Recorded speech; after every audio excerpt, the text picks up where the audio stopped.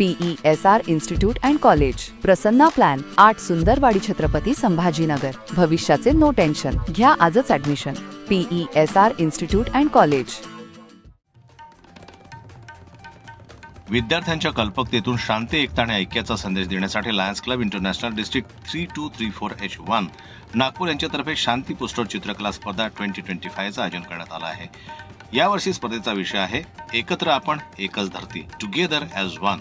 ही स्पर्धा 9 नोव्हेंबर 2025 रोजी सायंकाळी 8:30 वाजता बर्ड स्टेडियम धंतुली नागपूर येथे आयोजित करण्यात येईल।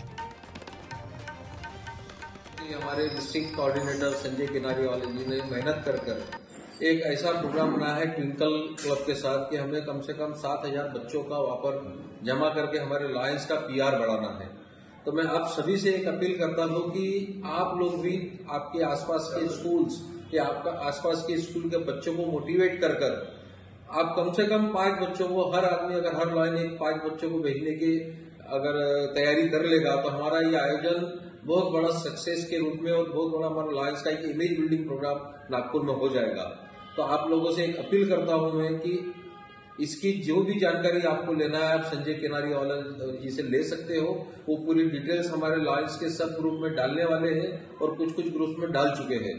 तो आप कृपया करके उसे डाउनलोड कर लीजिए, आपको पर्सनल भी मैसेज इस बारे में आ जाएंगे और बच्चों को उसका अवगत कराकर आप सभी बच्चों को 9 नवंबर के दिन यशवंत स्टेडियम में हमारा आयोजन है तो वहां पर भेजने की आप कोशिश करें और आप लोग भी वहां पर आने की कोशिश करें कि हमारा इतना बड़ा लायंस का आयोजन है ताकि हम उसको सफल बना सके। हमारे स्पर्धा 5वी ते 10वी येतेपर्यंतच्या विद्यार्थ्यांसाठी असून त्यांना त्यांच्या वर्गानुसार 2 गटांमध्ये विभागलं जाईल।